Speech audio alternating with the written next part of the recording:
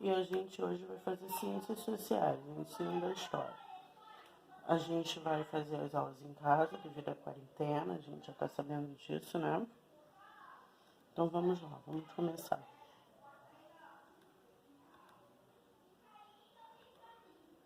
Processo histórico. História vem do grego antigo, que significa pesquisa e investigação. É a ciência que estuda o homem em sua ação no tempo. O pai da história é o Heródoto. E ele diz que os acontecimentos são em parte fruto das nossas ações e omissões. A história, como vimos, não é linear, a gente falou sobre isso, né? Os acontecimentos não vão acontecendo de forma mecânica um do lado do outro, como a gente vê naquelas reguinhas de tempo, né? Chamamos os acontecimentos relevantes do passado de fatos históricos, tá? E o que é fato histórico? É o que é relevante para quem está procurando ele, tá? Só assim que ele vira fato histórico. O passado humano não é uma agregação de ações separadas, mas um conjunto de comportamentos intimamente interligados, que tem uma razão de ser, ainda que na maioria das vezes imperceptível para os nossos olhos. Bezerra, Apud, Karnal, 2008. Os acontecimentos do passado atribuímos o nome de fato histórico, tá? A educação é a apropriação da cultura, tá bom? É através da história que a escola se torna construtora do sujeito histórico. E é a educação que nos faz refletir sobre o mundo e sobre nós.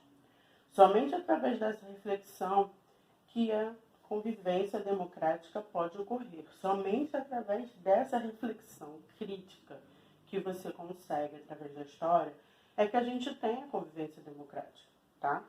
O que é importante, pois, é na esfera social que a formação dos sujeitos vai ocorrer. Você só se torna um sujeito social, você só se torna um sujeito da classe democrática se você conviver com os outros e produzir história, tá? Para o Vygotsky, quando o homem cria e recria a cultura, ele recria ele mesmo. Entende-se que quando você é o sujeito da sua vida, você consegue articular a cultura coletiva com a cultura global e a cultura que você mesmo está produzindo. Então você passa a fazer parte daquela sociedade, tá? Os sujeitos se autoproduzem em processos de natureza coletiva, econômica, política e cultural, em convivência livre com os demais. A educação é a grande responsável por esse processo, tá? A noção de indivíduo como sujeito histórico surgiu no século XX, é novidade, né? É bem novo.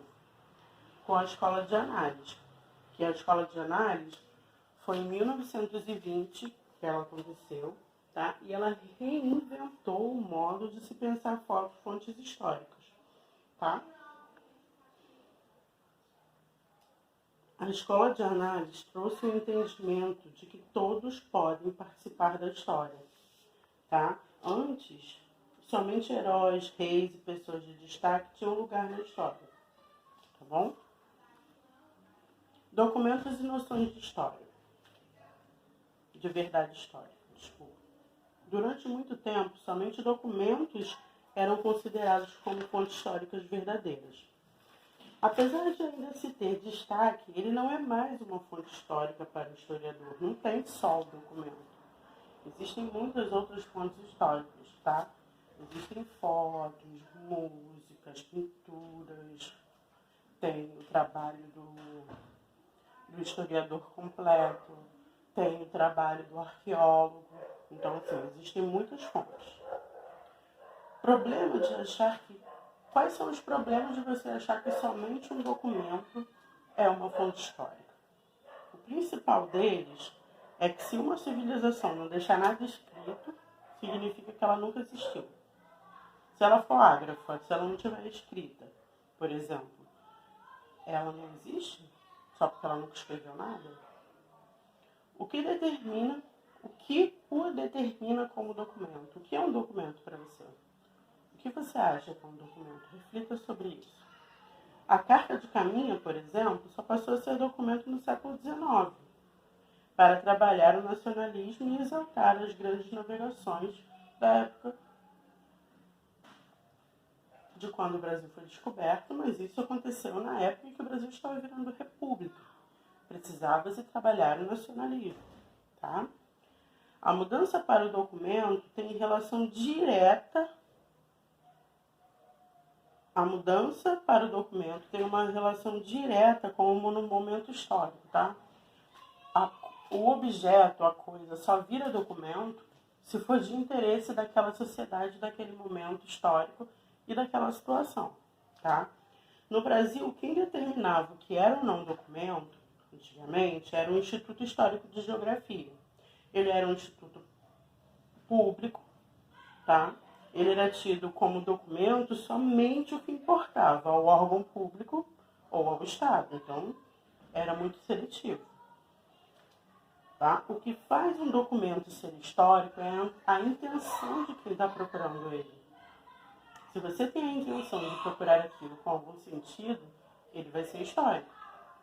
Para o historiador Legoff, o documento é uma construção, tá? É uma construção social, um produto da sociedade. Deve-se entendê-lo como um monumento, porque ele vai te contar uma história a respeito de uma situação, tá? A história é usuária de arquivos e instituições de memória, porque os historiadores eles vão pesquisar nesses locais, onde se guarda a memória popular, onde você tem os arquivos com todos os documentos da história. Então, assim, o trabalho do historiador é procurar essas fontes. Mas não significa que somente essas fontes sejam importantes para o trabalho dele, tá? A escola de análise mudou isso. A gente agora vai falar de história e memória, mas a gente vai para a nossa segunda parte, porque senão o nosso vídeo fica muito extenso e a gente não consegue passar para vocês. Daqui a pouco a gente se fala de novo.